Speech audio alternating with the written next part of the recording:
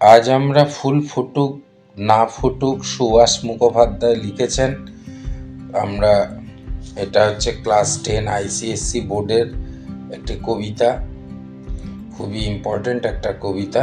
এখানে মেনলি কবি যেটা বোঝাতে চেয়েছেন, ফুল ফুটুক বা না ফুটুক কবিতায় অশান্ত সময়ের পরবর্তীকালে সমাজে বয়ে আসা এক সুসময়ের ইঙ্গিত দিয়েছেন।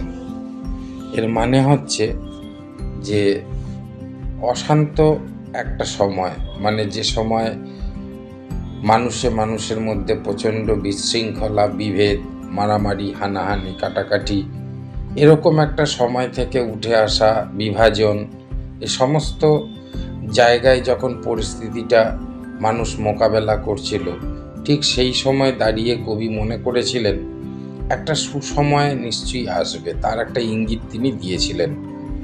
তো এই ফুল ফুটুক না ফুটুক কবিতায় কিন্তু মূল বিষয়বস্তু সেটি। প্রকৃতির রঙ্গমঞ্চে সারা বছর ধরেই চলে ঋতুর পরিবর্তন। কবি এখানে বোঝাতে চাইছে আমরা যে প্রকৃতিতে বসবাস করি সেখানেও কিন্তু বিভিন্ন ঋতু থাকে, গ্রীষ্ম, বর্ষা, শরৎ, হেমন্ত, শীত, বসন্ত। এই প্রত্যেকটা ঋতুর ক্যারেক্টার যদি তুমি দেখো তাহলে দেখবে বিভিন্ন ঋতুর ক্যারেক্টার বিভিন্ন রকমের।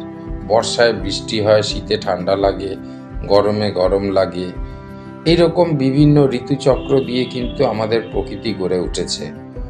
ঋতুরাজ মানে ঋতুর যে রাজা তাকে বলে বসন্ত, এবং বসন্ত যখন আসে ফুলের ডালি নিয়ে পরিবেশে সৌন্দর্যের রূপময় করে তোলে।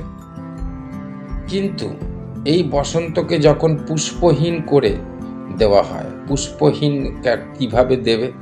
পুষ্পহীন করে দেওয়ার অর্থ হচ্ছে তার বিরুদ্ধে অত্যাচার।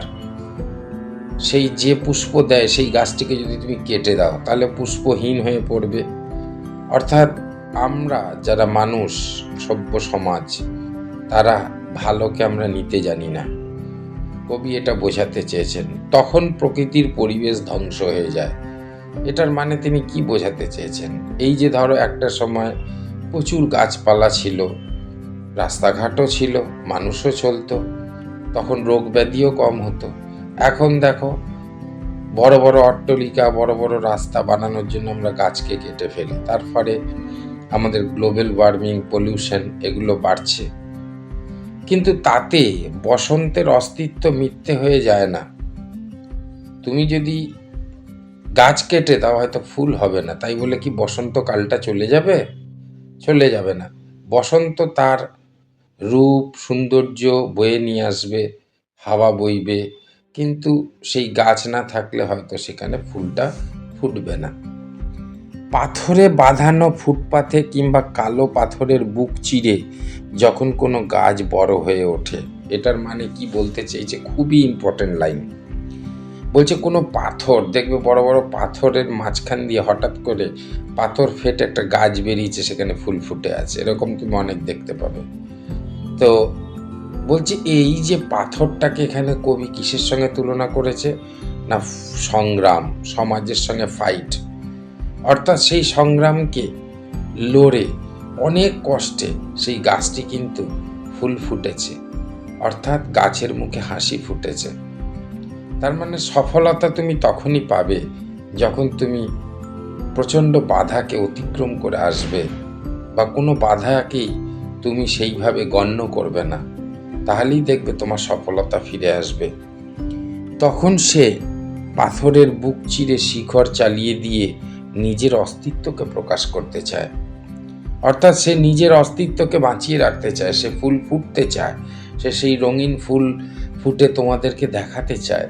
কিন্তু তার জন্য আমরা তাকে সহযোগিতা করিনি। সে নিজে থেকে পাথর ফেটে বেরিয়েছে যে দেখো আমি আছি। তার কচি কচি সবুজ পাতা হেসে ওঠে, হাওয়ায় দোল খায় যন্ত্রণার মধ্যেও। এখানে যন্ত্রণা বলতে এই যে সংগ্রাম, এই যে কষ্ট করে সে পাথর চিরে বেরিয়ে এসছে, এটা এক ধরনের সংগ্রাম। আমাদের সমাজেও কিন্তু আমাদের এরকম সংগ্রাম করে বড় হতে হয়। যন্ত্রণার মধ্যেই সেই হাসিটুকুই তার বেঁচে থাকার রসদ যোগায়। এখানে রসদ যোগায় মানে বেঁচে থাকার ইচ্ছা জাগায়। অর্থাৎ দেখবে বাবারা যখন প্রচণ্ড পরিশ্রম করে, তোমাদের জন্য অর্থ উপার্জন করে, প্রচুর দেখা গেল মহাজন বকাবকি করেছে, গালাগালি দিয়েছে, রাস্তায় বাসে উঠেছে, সেখানে গন্ডগোল হয়েছে, এই দাদা আপনি আমার পায়ে পা দিয়েছেন কেন, এসব নিয়ে নানান ঝগড়া অশান্তি, একটা বিশৃঙ্খলা পরিবেশ পার হয়ে যখন তুমি তার সন্তান, তোমার বাবা এসেছো, ছোট্ট করে তুমি হাসছো, তখন কিন্তু বাবা সেই যে কষ্টগুলো সেগুলো কিন্তু ভুলে যায়। সে জানে আমার সন্তান এত হাসি মুখে আছে, এটাই আমার পাওয়া। সেটাই কবি এখানে বোঝাতে চেয়েছেন। আমাদের সমাজ ব্যবস্থা আজ নানাভাবে নষ্ট হয়ে যাচ্ছে।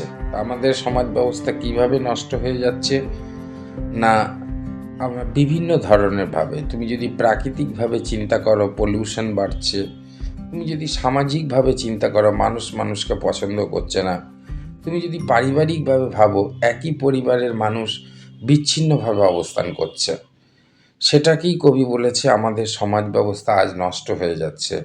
আলোর মধ্যে চোখে বাঁধন দিয়ে তারপর যদি তুমি তা খুলে নিলে তুমি চারিদিকটা একটু ঝাপসা দেখবে।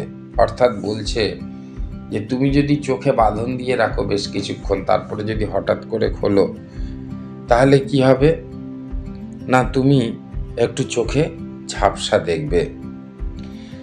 আর ঝাপসা হয়ে যায় কিংবা মানুষের মৃত্যুর দিকে ঠেলে দিয়ে তারপর তাকে যদি বাঁচিয়ে তোলার চেষ্টা করলে তার বেঁচে থাকার ইচ্ছে যেমন হারিয়ে যায়। অর্থাৎ কেউ যখন বেঁচে থাকতে চাইছিল তখন তাকে তুমি মৃত্যুর মুখে ঠেলে দিয়েছ, কিন্তু যখন সে মৃত্যুর মুখে হেলে গেছে তখন তুমি চাইছো, তোমার মায়া হয়েছে যে না ওকে বাঁচাই। সেটা কখনোই সম্ভব নয়। ভাবিয়া করিও কাজ, করিও ভাবিও না। ঠিক একইভাবে আমাদের সমাজ ব্যবস্থা ভেঙে পড়েছে। কবি যন্ত্রণা কাতর দিনগুলিকে আর ফিরে পেতে চান না। সেই দিনগুলোর কথা বলছে, সেই বিভাজনের দিনগুলোর কথা বলছে। জাতিগত বিভিন্ন মনোমালিন্য, বিভিন্ন মনোবিভেদ জন্য যে আমাদের সেই মানুষের মধ্যে যে সংগ্রাম হয়েছে সেগুলো কবি ভুলে যেতে চায়। সময়ের সিঁড়ি বেয়ে যে স্রোতে একবার চলে গেছে তার ফিরে আসে না। এটা কবি বোঝাতে চেয়েছে। সময়ের সিঁড়ি বলতে আমি ধরো আজকে যদি পড়াশোনা ঠিক মতো না করি, হয়তো আমি কদিন পরে অর্থ উপার্জন করব, কিন্তু যদি পড়াশোনা চাই যে আবার পুনরায় করব, সেটা কখনোই সম্ভব নয়। কারণ নদীর স্রোতের মতো কিন্তু সময় বয়ে যায়। বসন্তের গোধূলি বিকেলে যে ছেলেটা কোকিলের ডাক শোনাতো, এখানে কবি অতীতের একটি ছেলের কথা এখানে মেনশন করেছে বা উল্লেখ করেছে, যে কোকিলের ডাক শোনাতো, মানে বোঝানোর চেষ্টা করতে, ওগো সবাই শোনো, বসন্ত এসেছে। আজ তাকে সেই অশান্ত দিনগুলি ডেকে নিয়ে গেছে, কিন্তু এই অশান্তের দিনে সে কিন্তু আজ আর নেই। এক অবিবাহিতা কুৎসিত মেয়ে, ভেরি ভেরি ইম্পর্ট্যান্ট, অর্থাৎ যে মেয়ের গায়ের রং কালো, যাকে দেখতে ভালো না, সেই কুৎসিত মেয়ে হলেও তার মনের মধ্যেও কিন্তু একটা স্বপ্ন আছে। সেও কিন্তু সবার মতো করেই বিয়ে শাদী সংসার জীবন তৈরি করতে চায়, কিন্তু তার প্রতীক্ষায় আজও বসে আছে তার নবজীবনের অপেক্ষায়। নবজীবন বলতে এখানে নতুন জীবনের কথা বলা হয়েছে, অর্থাৎ বৈবাহিক জীবন। সে বসে আছে, বিভিন্ন পাত্র আসে, কেউ আর তাকে পছন্দ করে না, তাই সে কি হচ্ছে, অপেক্ষার গাঁট গুনছে। রেলিংয়ের পাশে বুক চেপে ধরে সে ভাবে চলেছে এই সব আজগুবি কথা। এবং এখানে কবি বলছে যে সেই কুৎসিত মেয়েটি যখন কোনোভাবেই পাত্র তাকে পছন্দ করছে না, তখন সে নানান ধরনের স্বপ্ন দেখছে। হঠাৎ তার গায়ে এসে পড়ল কি, একটা বসন্তের প্রজাপতি। এখানে প্রজাপতিটা কিসের ইঙ্গিত দিচ্ছে? প্রজাপতি হচ্ছে মাঙ্গলিক চিহ্নের প্রতীক। অর্থাৎ যদিও আমরা এগুলোকে কুসংস্কার বলে থাকি, কিন্তু আগেকার দিনের মানুষরা মনে করত যদি কোনো প্রজাপতি তোমার গায়ে এসে বসে তার মানে তোমার বিয়ের ঘন্টা বেজেছে।